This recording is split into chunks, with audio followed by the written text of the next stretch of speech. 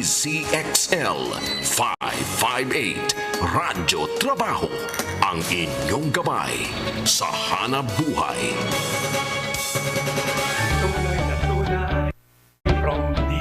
Mula sa DCXL 558 Studio, narito ang programang Basta Promdi, Lodi. Maghahatid ng serbisyo publiko, mga storya at balita ng bawat probinsya. Basta Promdi, Lodi. Ang programang may tunay na malasakit at puso sa bawat probinsya. Kasama ang totoong probinsyano, Congressman Alfred De Los Santos. At ang batikang mamamahayag sa radyo, telebisyon, Sas Drilon. Basta Promdi, Lodi. Basta Promdi, Basta Promdi, Lodi. Luzon, Visayas at Mindanao, kami ang inyong mga tagapaghatid ng purong serbisyo publiko sa barangay man, lungsod o kanayunan. Sa ngalan ni Congressman Alfred De Los Santos, ako po ang inyong kakampi, Ces Orenia Drilon. Marahay na hapon sa mga kababayan nating Bicolano. Nako talaga, ang bagal na dumating ng Biyernes, hindi ba po? At ngayon, ang huling araw ng pag-file ng Certificates of Candidacy ng mga kakandidato para sa eleksyon sa Mayo 2022. Napapakinggan pa rin po tayo sa Cebu, Southern Leyte, Bohol at Negros Occidental sa pamamagitan ng DYRB Cebu 540 kHz. Nasa Tirat Pass TV and radio rin tayo sa Ilocos, DXRD Davao at Infinite Radio sa Calbayog City. Napapakinggan at napapanood din tayo sa radio at TV Veritas sa Albay, gayon din sa Facebook page at YouTube channel ng Regional News Group Luzon. Ako, marami na tayong nararating sa iba't ibang parte ng ating bansa. Ngayon, balita muna sa mga probinsya, hatid ng ating mga loading reporter. Promdi Patrol. Ang bahaging ito ay hatid sa inyo ng Top Asia Corporation, pioneer importer of particle boards, medium density boards, at melamine face chipboards. Proud partner of leading furniture contractors in the construction industry. Basta't the best laminated boards, dun ka sa subok na. Top Asia. For more details, please call 8294-3144 or 8294-3188. You may also visit www.topasia.com.ph. Alright, simulan natin sa Bataan. Naku, ano ba to? 2 binti ng isang pulis sinilaban ng drug suspect. Narito ang ulat ni Radyoman Mike Sigaral ng RMN Bataan. Nagtamo ng second-degree burns ang isang pulis matapos sabuyan ito ng gasolina ng isang drug suspect na kanya saan nang-aarestuhin sa barangay Kamaya, Mariveles, Bataan. Ay sa ulat mula kay Mariveles Police Chief, Police Lieutenant Colonel Galahad Takeban, nagkasama sila ng drug bypass operation laban kay Melvin Basco, residente ng naturang lugar. Nakaalata umano ang suspect na ang kanyang katransaksyon ay isang pulis, kaya't mabilis itong kumilos at sinilaban. Matapos sabuyan ito ng gasolina ang binti nito, mabilis itong nagliyab at nagtamo ng paso at lapnos ang biktima na si Police Corporal Edward Ganaban at tumakas naman ang suspect. Isinugod ang biktimang pulis sa Jose B. Lingad Regional Hospital sa San Fernando City, Pampanga. Mula sa Central Luzon, ako si Mike Sigaral, nag-uulat para sa Basta Promdi, Lodi. Naku, grabe ang mga litrato ng pulis, no? Samantala, puwersa ng rebelding NPA sa Sorsogon, humihina na. Yan ang ulat ni Radyoman Leo Barceliano ng RMN Legazpi. Nagpasalamat ngayon ang pamanuhan ng 2nd Infantry Belor Battalion ni Lieutenant Colonel Nelson Mico, GSC Infantry Philippine Army, matapos ituro ng mga residente kung saan isang kubo-kubo na maaring tirhan ng 10 hanggang 20 na anya ito ay lagi nilang nakikitaan ng mga armadong kananakian at kababayan. Kagad nagsagawa ng intel report at verification sa lugar, evaluation ang hanay ng Philippine Army at ng PNP City. Ngunit laking gulat nila na ang laman ng naturang mga barong-barong abay daan-daan na mga magazine at mga bala ng M16 at N14. Kalimitan ng mga bala kinakalawang na, ngunit ang mga ito ay mga bago pa ng mga CPG New People's Army sa ilalim ng Celsa Minguez Command ay talagang unti-unti nang nanghihina at patuloy na nagbabalik loob sa programa ng pamalaan. Mula sa Legazpi City, ako si Leo Barciliano, nag-uulat para sa Basta Pronde Ludi. Salamat, Leo. Samantala, oldest lola at lolo in town, binigyang parangal at pagkilala ng lokal na pamahalaan ng Calasiao, Pangasinan. Naku, ano kaya ang edad ng mga to? Narito ang ulat ni Radyoman John Caranto ng IFM Dagupan. Bilang pagkilala sa ating mga senior citizen at mga centenarian ay ginita natin ang Elderly Filipino Week o EFW mula October 1 hanggang October 7 na may temang mahalaga sina lolo at lola ngayong pandemya. Mula sa bayan ng Calasiao, Pangasinan, kinilala ng local government unit ang kontribusyon at partisipasyon ng ating mga lolo at lola sa komunidad at pagtugon na rin sa kanilang pangangailangan, lalo na't nasa panahon pa rin tayo ng pandemya dahil hindi sila pinapayagang lumabas upang makaiwas sa banta ng COVID-19 virus. Nasa 5 centenarian ang nahandugan ng Certificate of Recognition at ilan pang mga cash incentives na mula sa DSWD maging sa LGU. Isa na dyan ang oldest citizen ng Calasiao na si Lola Segunda Laportesa Quinto ng Banilag, Calasiao sa edad nitong 105 years old. Samantala, inaasahan naman na nasa 9,000 ang bilang ng mga senior citizens sa bayan. Ilan sa mga nilatag ng programa ay Thanksgiving Mass, Certificate of Recognition at Social Pension Payout para sa indigent senior citizens ng bayan ng Calasiao. Mula sa Dagupan City, ako si John Caranto nag-uulat para sa Basta Pronde Lodi. Thank you, John. Ako, nakakatuwa ang report ni John. Naka-5 centenarian sa Calasiao, Pangasinan. Feeling puro gulay ang diet ng mga siguro ang daming pakbet, dinengdeng, yan po ang diet ng mga tiga Pangasinan. O dumako naman tayo sa Mindanao. Konsehal ng Datupiang Maguindanao nasawi habang bumabiyahe para maghain ng COC.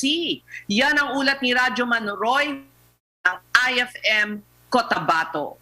Binawi ang buhay ang isang kandidato pagka-Vice Mayor sa bayan ng Datupiang Maguindanao na maghain ito ng kanyang Certificate of Candidacy o COC sa tanggapan ng Commission on Elections o COMELEC. Kinilalang nasawi na si Datupiang Councilor by Diana Mantawil Mucalit, 60 years old, tatakbo sana bilang Vice Mayor ng bayan. Nabatid sa paunang ulat na magtitipon sana ang grupo ni Mucalit sa bahay ni Datupiang Mayor Victor Samama upang sabay-sabay natutungo sa COMELEC at maghain ng COC nang bigla na lamang itong nawala ng malay. Ayon sa kaanak nito, namatay si Mucalit habang ibinabiyahe patungo sa ospital sa Migsayap North, Cotabato. At yan ang report mula sa Cotabato City. Ako si Roy Colgado sa Basta Pronde Lodi.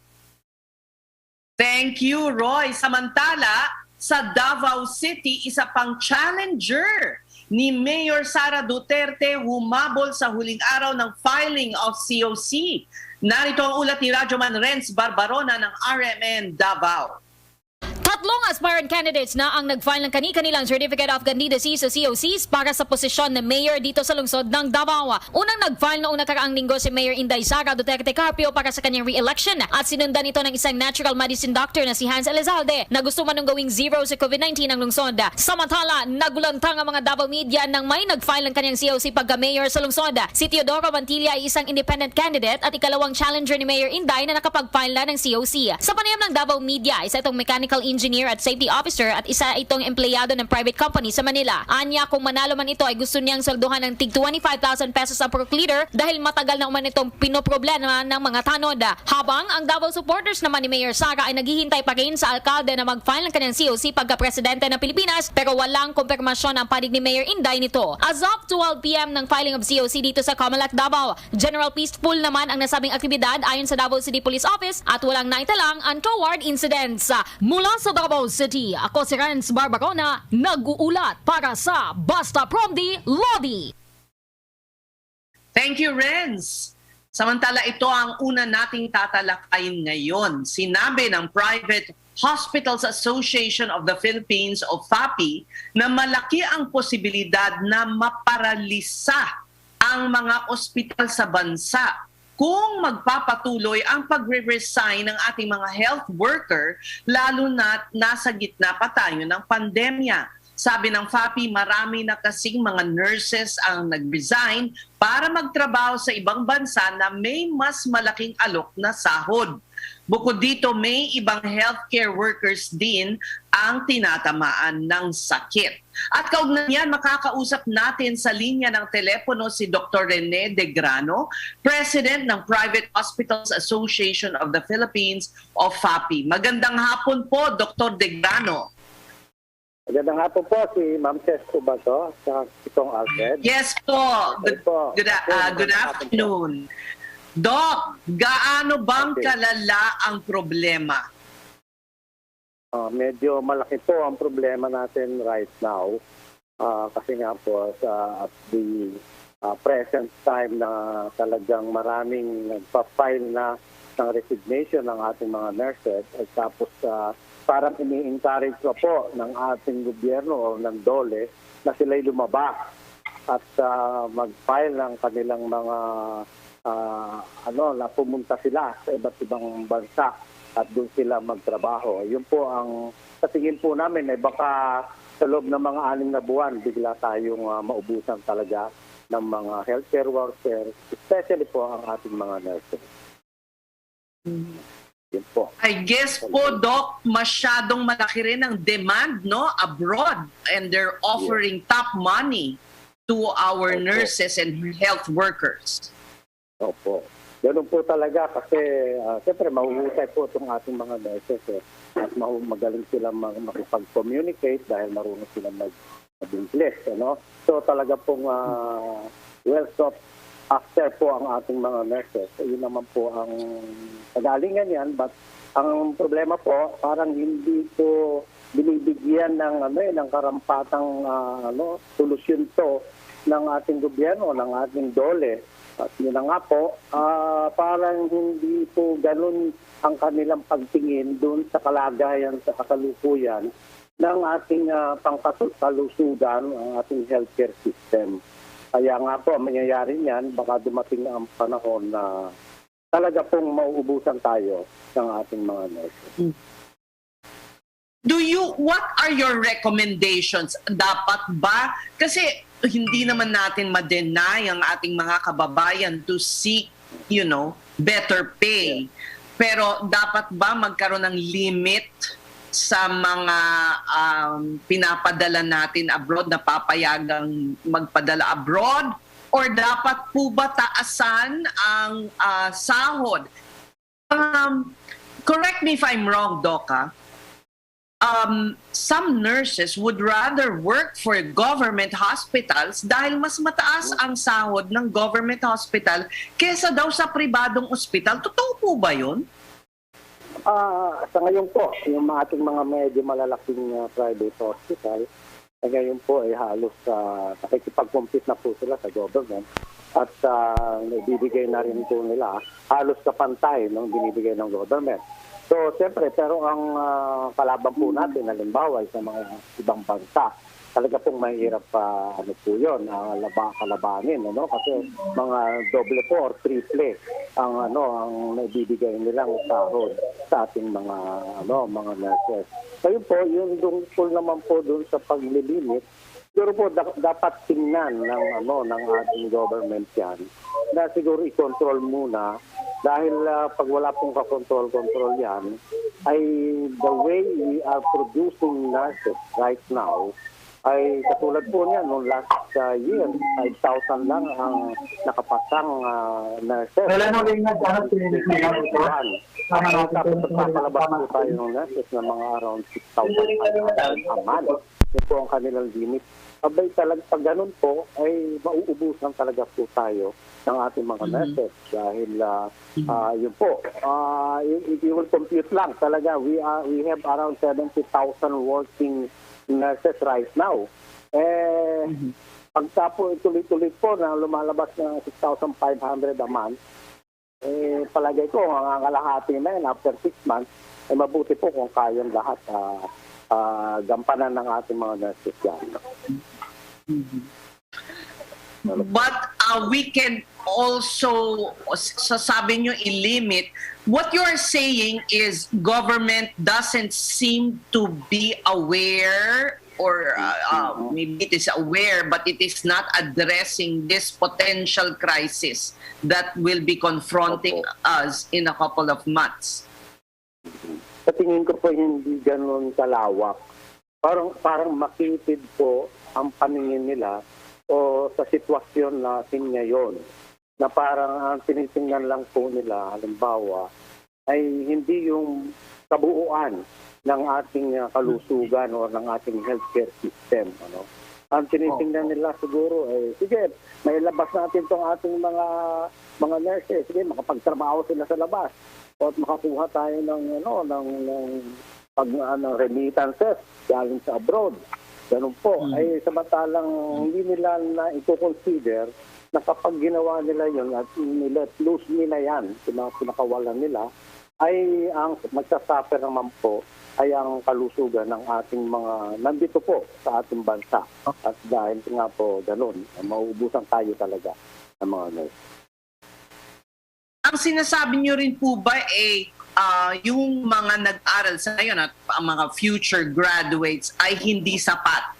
Time was when, remember maybe a decade ago when there was a surplus of nurses, hindi po ba? Yung parang oversupply naman. Ngayon ay parang shortage. Yes po. Mga decade ago nga po, sobrang dami ng ating nurses. Pero if you will note, noong 2013 up to 2015, pinasok po natin yung K-12. Nagkaroon po ng vacuum yan na 2 years. So wala pong pumapasok ng mga new nurses for the past 2 years, 2015 to 2017. Okay. Then after that, 4 years yung course. So nag-6 years po until 2019 to 2020. Ay may 1 year pa po yan magpaprocess sa mga yan bago sila makakuha ng lisensya. So after po makakuha sila ng lisensya, saka pa lang sila pwede mag-work.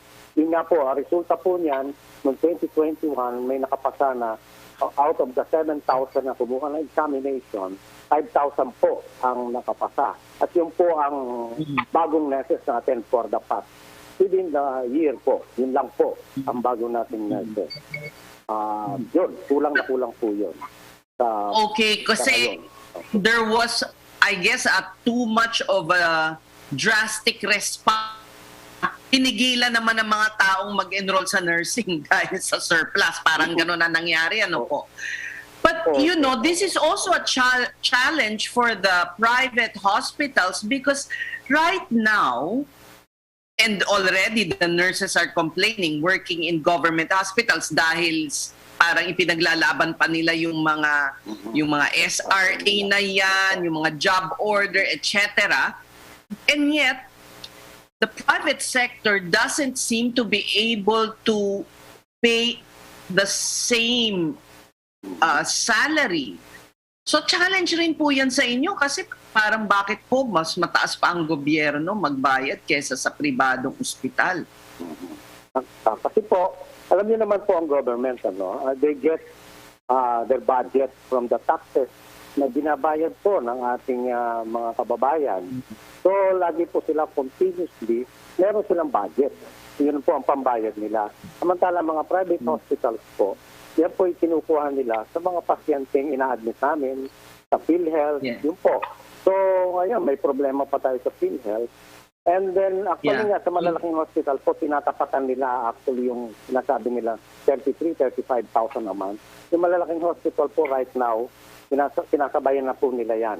At ino-offeran nila ng ganon na rin na amount na salary ang ating mga nurses na gusto mag-stay dito.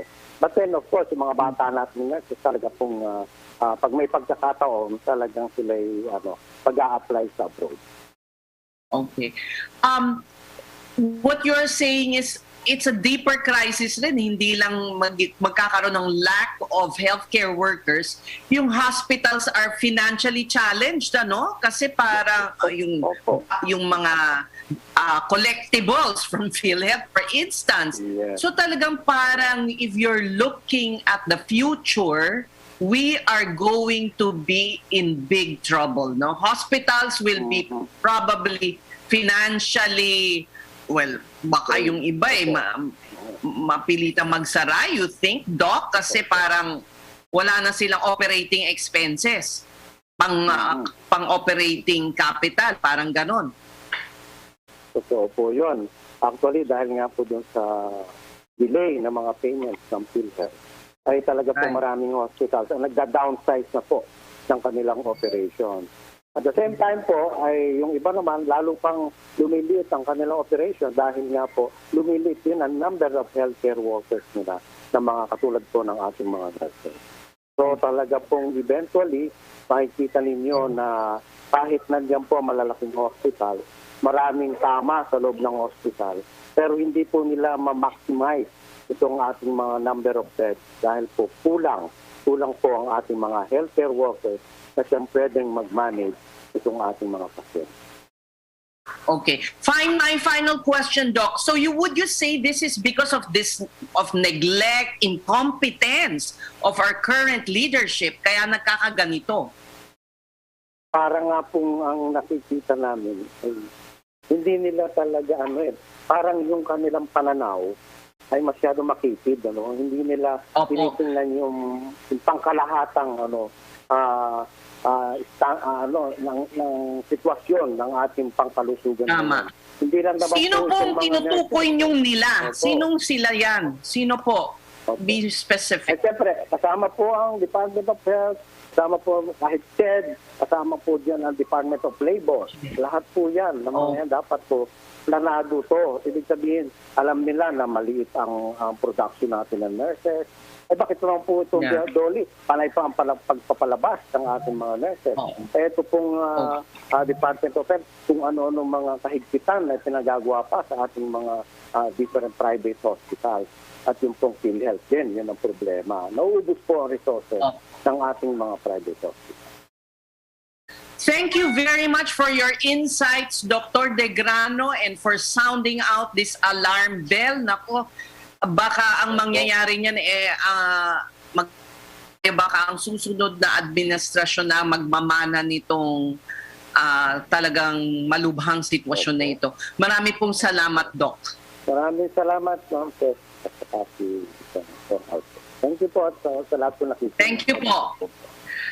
Makakausap naman natin sa linya ng telepono si Robert Mendoza, President ng Alliance of Health Workers. Magandang hapon po, Mr. Mendoza. Yes, magandang hapon po, Ma'am Chef, at sa lahat ng ating mga nakikinig ng ating programa sa hapon ito. Okay. Mr. Mendoza, so narinig nyo ba yung panayam kay Doc De Grano? One suggestion of his, and I don't know, ano ba ang response ninyo na limitahan na yung pagpapalabas ng ating mga health workers to seek better pay? I'm sure this is going to be controversial. Kami sa Ano pananaw nyo doon? Ang pananaw po namin dito ay dapat hindi limitahan kasi karapatan naman ng ating mga health workers na pumunta rin sa ibang bansa for a greener pasture po at kung titignan po natin yung ating mga health workers, marami tayong mga health workers ngayon dito sa Pilipinas na hindi talaga ang trabaho nila health workers. Ang iba nasa BPO dahil alam natin na napakababa ng sahod ng ating mga health workers sa Southeast Asia.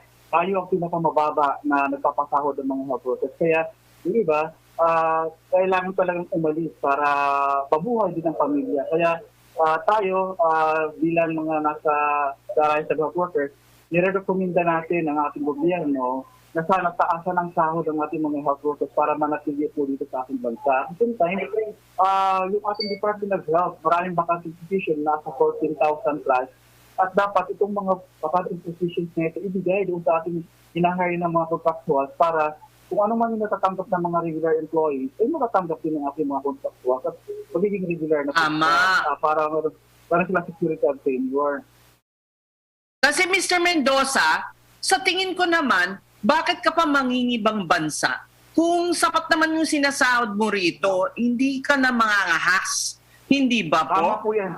Oh, yes po, tama yan Ma'am Tess, kasi kung mataas na ang sahod mo sa Pilipinas at gusto mo naman makapiling ang ating mga pamilya, hindi na ako alis sa bansa kung talagang nakakabuhay yung ating sahod sa Pilipinas. Kaya ito yung nire-request sana namin para may bago man lang umalis si President Duterte, magkaroon siya ng kanyang parang yung in memory sa mga health workers. Dapat kung nadoble niya ang sahod ng mga kapulisan, dapat doblehin na ang sahod ng ating mga health workers sa ngayon. Dahil alam po natin nawawala na yung ating mga health workers. Pagod na ngayon dahil sa issue ng understaff. Tama po yan. Tama po yan. O yung mga SRA po ba natatanggap na ba o ano? Ito yung Ma'am Tess, nakakalungkot po kasi ang dami ng milyon o milyon na yung nilabas ng Department of Health regarding sa SRA, Pero hindi ito nararamdaman ng ating mga health workers, lalo na yung mga nasa local government units, yung mga nasa region.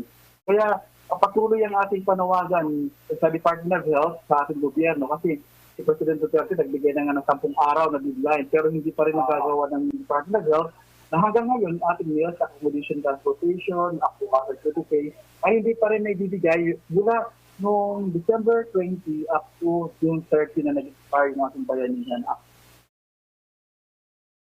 Ay nako. Tapos makakarinig ka ng mga bilyon-bilyon na babayaran lang sa mga face shield na expired, hindi ba? Expired. Opo, nakakalungkot po talaga ito. Kasi imagine, doon sa COA findings po sa UN, nakita natin na dahil pa lang mga misused na funds, unused, at saka misappropriated. Pero ang budget talaga para doon sa mga beneficyo, nandoon na. Pero ang tanong, bakit hindi talaga naibigay sa mga health workers? Parang ipinagdadamot pa ng Department of Health. In fact, parang talaga dito sa mga health workers, sana maboost yung moral ng ating mga health workers, sabi sila ma-demoralize. Malaking tulong na itong beneficyo dito. Pero ang ginawa ng ating Department of Health, talagang ginamit sa ibang purposes. Sabi nila, pinagbili daw ng vaccine, pinambayad daw sa ating mga exercise. Pero hindi yan totoo kasi ang dami, imagine kahit na yung ating bayanihan ko, mayroon pang 18 billion na sila. Hindi na naubos lahat. Sana ibibigay na lang ang mga... Oo, underutilized ang pera. Yes po. Yes po. Okay, Mr. Mendoza, sa tingin ninyo, ano dapat ang increase na ibigay para mapigilan itong pangingibang bansa ng mga nasa hanay ng health workers? Ang panawagan po natin, kasi yung mga health workers sa government po, sa ngayon yung salary grade 1, kung ipapatupad na yung 4 grants ng ating salary decision law, nasa 13,000 band.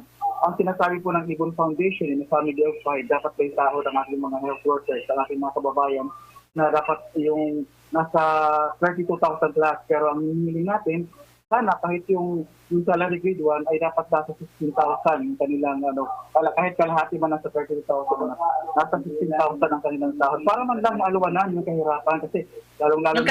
Magkano pa ulit po ng halaga? Sa salary grade 1 ang panawagan po namin, dapat itaas ang sahod sa 16,000 na sahod para kahit pa paano, maalawa naman na yung kahirapan sa mga bigay. Kaya ito yung panawagan namin sa mga legislator, sa mga congressmen, sa mga senador, na sana taasan ang sahod ng mga health workers. At the same time, ang panawagan din natin kasi itaas din ang budget pangkalusugan para ang ating mga kababayan din ay talagang magkaroon ng libre at komprehensibong tax-funded na healthcare system natin. So ito ay parang dapat i-legislate, no? So ang panawagan mo ay hindi sa executive kundi sa legislative. Yes po, yes po.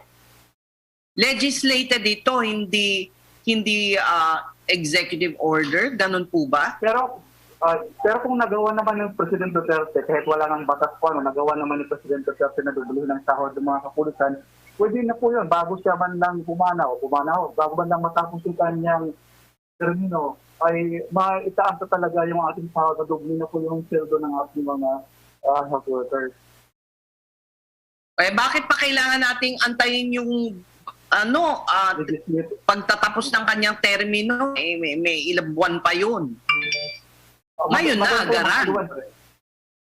Agaran dapat, agaran. Kahit hindi siya patapos pa, basta ayun na, dapat paggawa na siya executive order para tumaas na yung ating mga sahod ng mga health workers.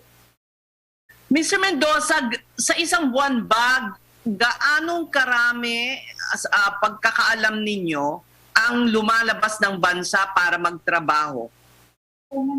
Na health worker, Opo, sa dating datos po, sa mga health workers, dati, taon-taon, almost 15,000 na mga health workers ang lumalabas po. Ilan po? 15,000 po, yearly, ang lumalabas ng ating bansa na mga Annually. Opo, annually. So parang average of mga 1,500 mga ganun a month. Po, mga ganun po. Opo, mga ganun po. So, yun na nga, magkakaroon talaga ng malaking krisis din sa ating bansa kapag naubos na yung mga nurses at health workers natin. Ano po? Opo. At saka, ang problema din sa ating mga nurses sa mga nasa private ay napakababa po ang sahod. Usually 5 to 10,000 yung iba ang sahod ng mga health workers. Kaya yung ating mga nurses na nasa private, yung iba din, lumipat na rin sa ating sa government dahil hindi naman mas malaki naman ng konti ang sahod ng ating mga nurses na nasa public sa government.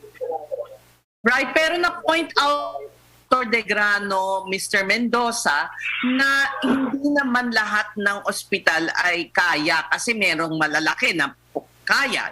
Kunyari, nasa Metro Manila, yung mga malalaking medical centers dyan. Pero ang ibang maliliit na ospital ay medyo nahihirapan din dahil for one, maraming utang ang PhilHealth sa kanila. Yan, isa pa po yun, opo. At hindi lang sa private hospital, kahit na sa government, yung ating mga GOCC hospital, Heart Center, NKTI, Lung Center, PCNC, ang daming utang ng PhilHealth dito sa mga GOCC hospital. Na in fact, alam naman natin, ang pasahod dyan sa GOCC hospital sa mga health workers ay nagbabatay na lang sa kita ng hospital. Walang budget ang gobyerno para paglaanan ng sahod ng mga health workers sa GOCC hospital. At wala rin binibigay na capital outlay na sa gobyerno sa GOCC hospital. Kaya, sana ang ating gobyerno talaga yun yung panawagan natin, biblihin sana ang sahod ng ating Okay, sana po ay dinggin ang inyong apela at marami pong salamat. Alam ko siguro parang gas-gas na sa tenga ninyo yung mga pasasalamat at papuri kung wala namang katumbas na parang sa taas ng sahod o yung mabigay man lang yung talagang ipinangako sa inyo, hindi po ba? Tama po yan, Ma'am Sir, kaya kailangan talagang yung sinasabi ng ating presidente na mga bayani ang mga health workers. Sana may katumbas naman yan na parang remuneration para sa mga health workers. Kahit pa na yung mga benepisyo na sa panahon ng pandemya ay maibigay talaga ng ating gobyerno. Alright, marami pong salamat sa inyong panahon, Mr. Robert Mendoza. Presidente po siya ng Alliance of Health Workers. Mabuhay po kayo. Sir. Opo, salamat po. Keep safe po. Kayo din. Ayan, mamaya po ay aalamin natin ang kwento ng COVID survivor na masugid na tumutulong ngayon sa mga health workers sa Baguio City sa pagbabalik po yan ng Basta Promdi Lodi. Tunay na tunay, Promdi. Ang programang may tunay na malasakit at puso sa bawat probinsya. Basta Promdi Lodi. Sugar, creamer, coffee. Sugar, creamer, coffee. Bored at home? Counting 3-in-1s. Count 3 sets of Warrior 3 pose. 8, 9, 10. Maintain your yoga fitness even while on lockdown. Feel the surge at home. Work out with our celebrity coaches and join your favorite classes like yoga, high-intensity interval training, Zumba, and more. For more information, check out our Facebook page, Surge Lifestyle PH. I feel the surge at home. Ang bahaging ito ay hatid sa inyo ng Alphard Primecon Construction. Hanap po ba ay dekalidad na pabahay, kalsada o anumang infrastruktura? Sa Alphard, siguradong dekalidad ang kagamitan at serbisyo. Alphard Primecon Construction. Kaagapay sa dekalidad na pag-asenso. Atin to!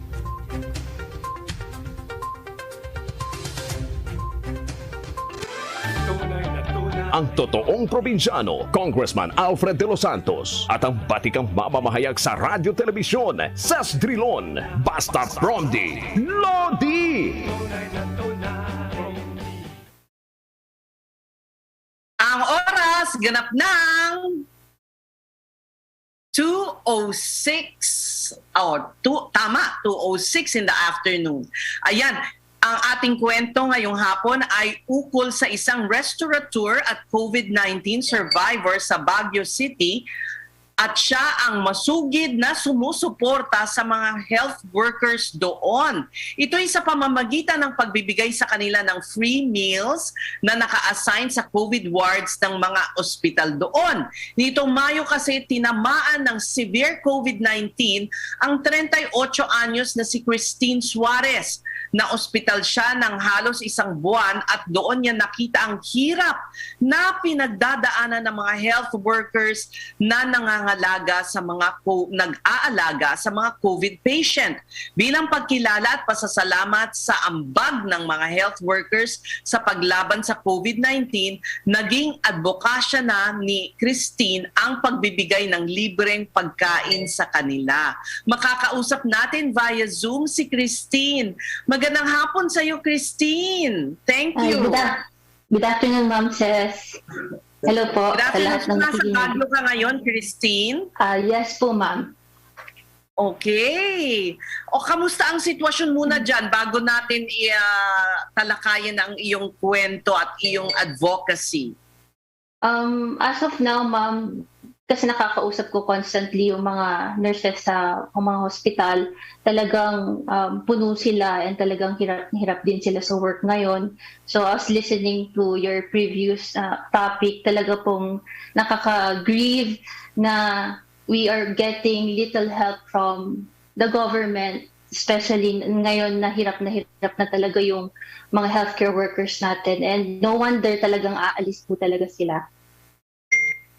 Yes, I was thinking na hindi naman makatarungan ang pigilan mo sila. That is their right to seek better, greener pastures. And syempre, mataas ang demand ngayon sa skills ng mga Filipino health workers. Iba ang kalinga ng Pinoy. Kahit makita mo yung mga ospital na, kunyari sa Amerika, talagang sila ang gustong-gusto ng mga pasyente. Iba ang I suppose, empathy ng Pinoy nurse, for instance. So, ikwento mo muna yung karanasan mo nung ikaw ay nakaratay sa ospital at nagkaroon ng severe, ang COVID symptoms mo.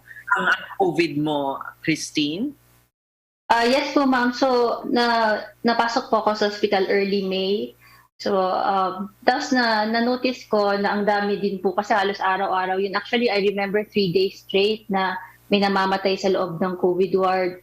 Tapos kasi ako rin po, healthcare worker ako before, nagtrabaho din ako sa Australia. So, talagang malaki talaga yung difference sa healthcare system. And then, napansin ko po kasi, dahil nga po, may business ako dito, tapos malawak naman po yung connection ko. Marami nagpapadala sa akin ng pagkain sa hospital. So ngayon, sabi ko, tinest ko lang actually. Nung 3rd day, sabi ko, try ko nga bigyan ng pagkain. Pero alam ko, in an infectious control situation, bawal sila tumanggap ng kahit ano. Pero looking at them, talaga pong exhausted. Tapos makifeel mo kasi yung atmosphere na they're really very low in spirit. Talagang may depression na ako nararamdaman sa kanila kasi makikita mo yung level of care kasi nurse din ako, tapos medic ako, nararamdaman ko sila. So, tinay kong bigyan ng pagkain. Tapos doon ko nakita, tinanggap. Sabi ko, ay, gutom talaga sila. Sabi ko, there's something wrong.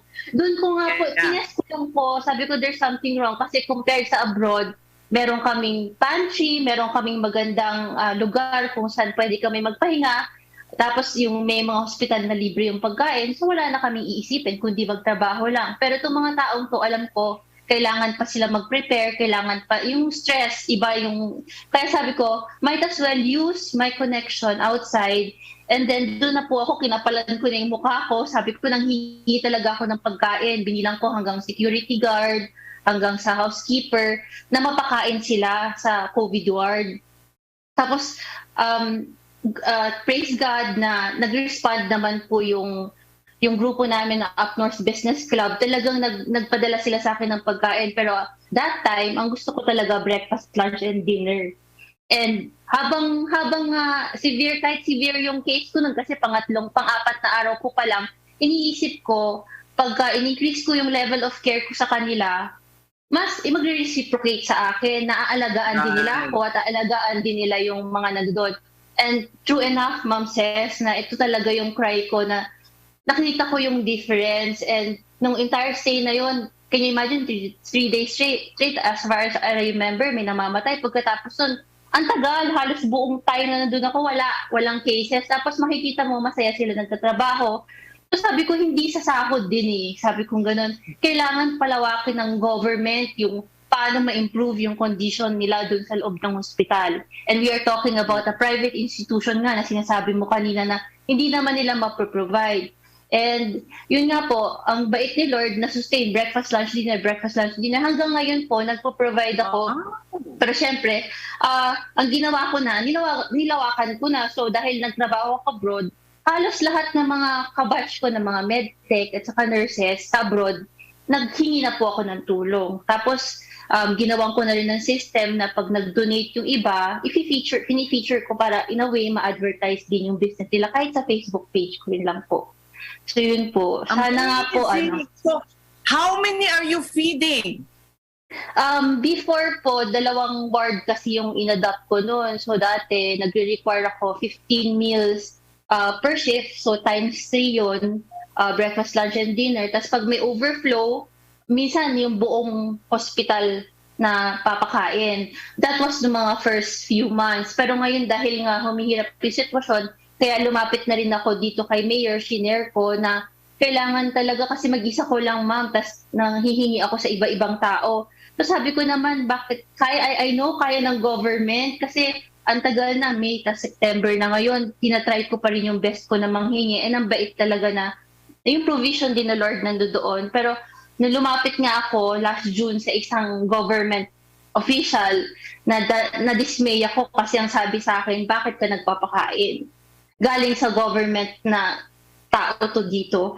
Sabi ko, in-explain ko. Sabi ko, kasi sir, pag hindi natin sila alagaan, lalaya sila. Kasi in-interview ko sila isa-isa. Sabi ko, ma'am, sahod lang ba yung increase? Sabi ko na mapapastay kayo dito. Hindi kasi ma'am, pag titignan mo yung COVID ward, lalo na kung saan ako na ang liit ng space. Tapos minsan nagpapahinga sila sa hallway, kung saan na lang sila maupo. So, kung mabigyan man sila sa bawat walang provisions walang provisions ng pantry man lang where they can heat food. Can you imagine, pagod ka na nga, magpre-prepare ka pa ng pagkain mo, kasi malaking tulong yung binigay mo eh. Kasi they don't have time. When they get home, they'll just drop on their bed and rest. Hindi ba? May time ka pa ba magluto? Yes po, ma'am. Tapos, syempre, inaalam ko din yung feedback sa kanila. Sabi ko, anong naitulong ng food drive? Sabi ko, ma'am, number 1, nakakasave kami ng pera. Number 2, mas may time kami sa pamilya. Number 3, makakapahinga kami ng maayos. Kasi can you imagine, ma'am, kung mamamalengke pa sila, tapos magluluto pa sila.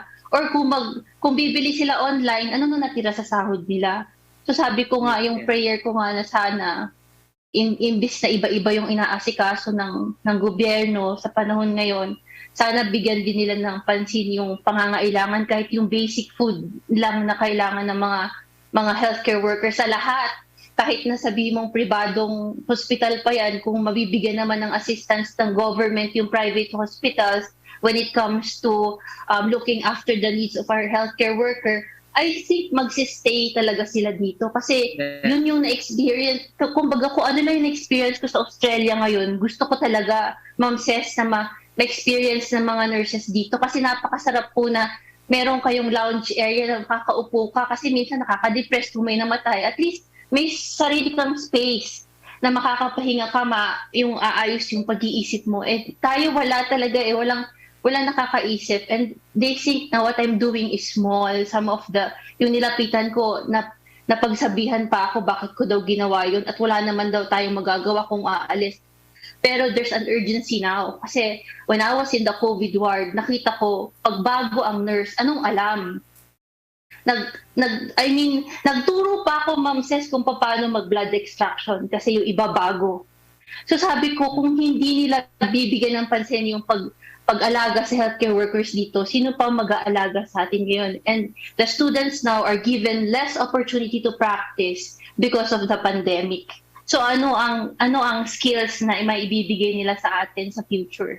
Yun naman po ang nakakatakot dun. Even the doctors are not allowed to practice ng kadalian lang. Kasi wala po bawal po dahil nga may COVID. Pati mga medtech hindi makapractice kasi nga po may COVID. So ano na pong future ng medical field ng Pilipinas kung magpo-produce tayo ng mga healthcare workers na bata na hindi naman talaga praktisado katulad ng yung mga kabatch ko kasi tanda 38 na ako, ilang years na akong medtech at saka nurse.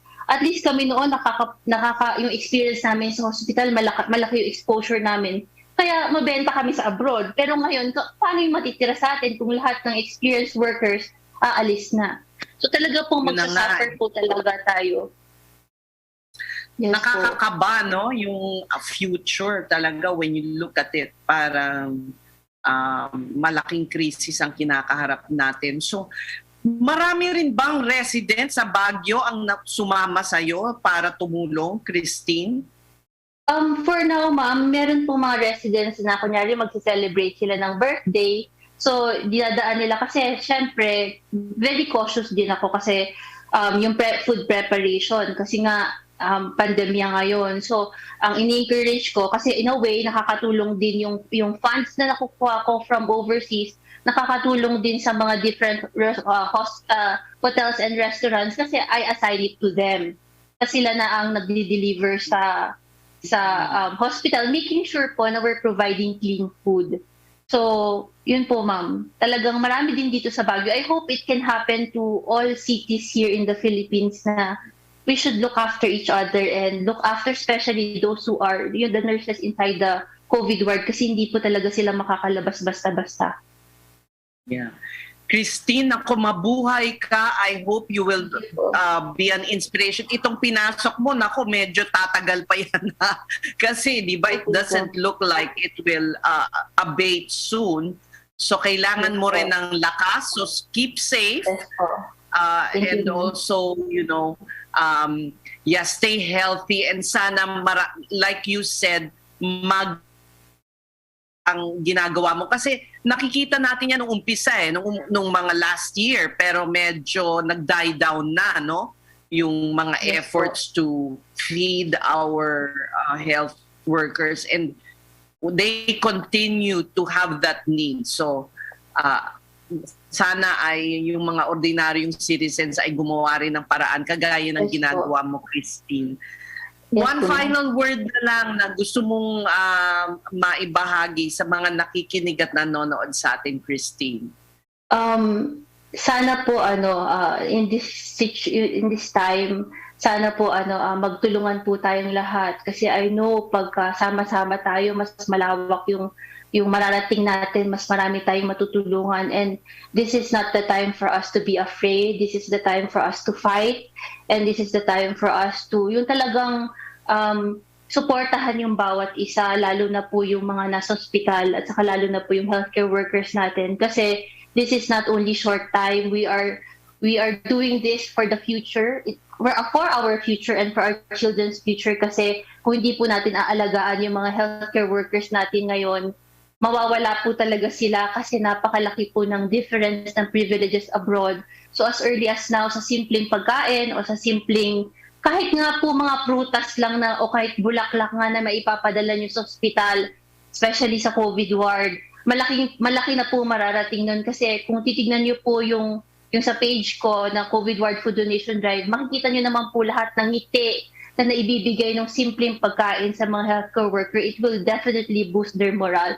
Ma-encourage sila, mas tatapang sila na labanan po to. And I know they will have a heart to stay kasi meron po tayong puso na alagaan sila. Yun po lang, Ma'am Ces. Thank you and God bless.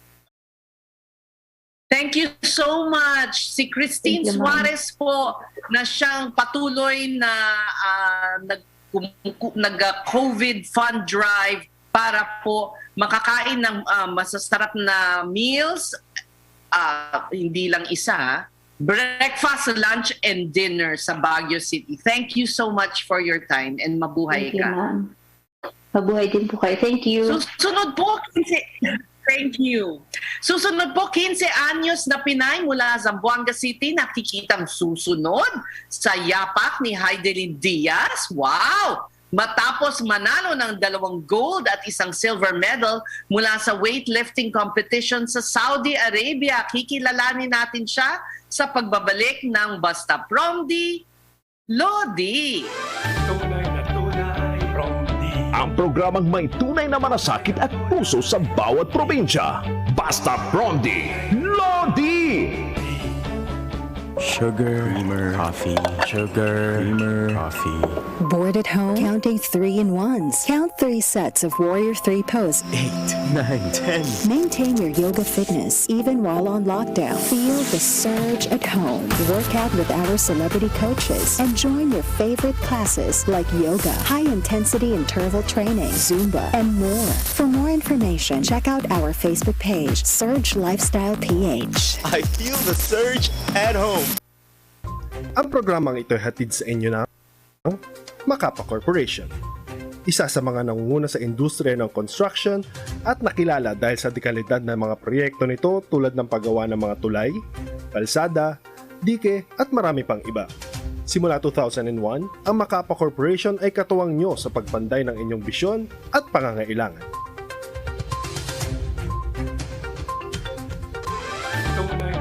Ang totoong probinsyano, Congressman Alfred de los Santos at ang batikang mamamahayag sa radyo telebisyon, Ces Drilon, Basta Promdi, Lodi!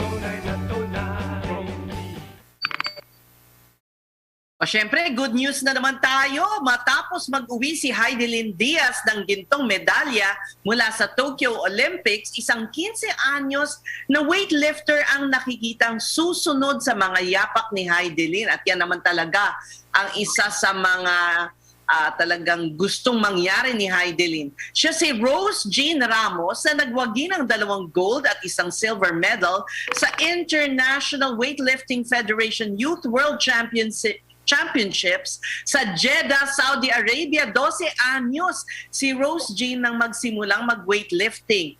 Sa ipinatayong gym ni Heidelin sa Zamboanga City siya nag-iensayo at coach niya mismo ang pinsan ni Heidelin na si Coach Allen Diaz. Kaugnay niya makakausap natin via Zoom sina Rose Jean Ramos at Coach Allen Diaz. Magandang hapon, Jean at Coach Allen, at congratulations sa inyong dalawa. Thank you po. Gandang umaga. Kamusta naman, Rose Jean, ang naging laban mo dyan sa Saudi? Hindi ka ba kinabahan? Kinabahan po. Sobra po kasi. No.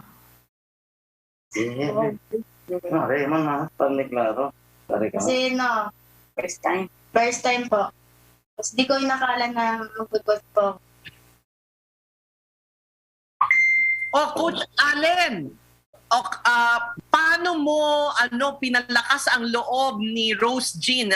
Sabi mo nga, kinakabahan ng husto. Pero ma'am, sinabi ko sa kanya, makinig lang siya sa sabihin ko, and then focus lang sa laro. Yun, nakinig naman niya ma'am. Yun po. Very good. Oo nga, hindi magkakamedalya kung hindi nakinig. Rose Jean, anong masasabi mo? Naku, ikaw daw ang magiging heir ni Heidelin Diaz. Ikaw na ang susunod sa kanyang yapak.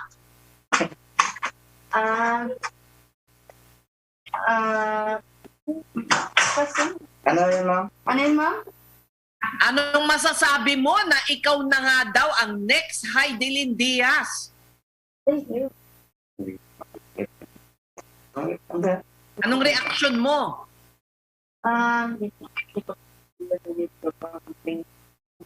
Kinakabahan pa din. Nahihiya po ako kasi first time ko muna. Interview, ma'am eh. Okay lang, huwag kang mahiya kasi para lang tayong nag-uusap. Parang simpleng FaceTime lang tayo, parang ganon, di ba?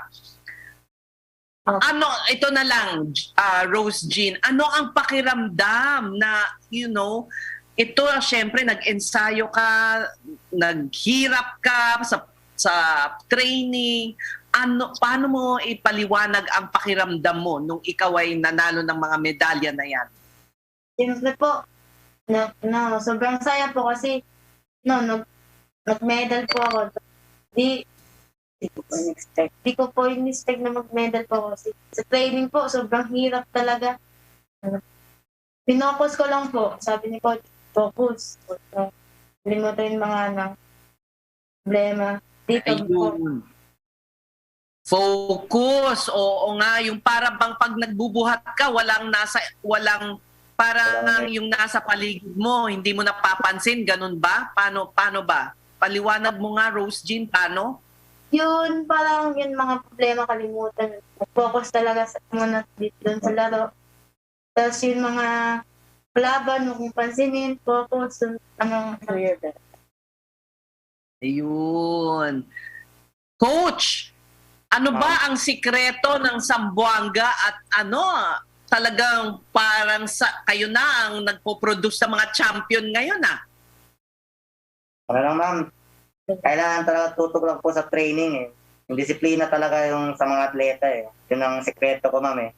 Dapat tutok, pantayan talaga ng yung mga atleta. Yun lang po, ma'am. Sekreto ko po.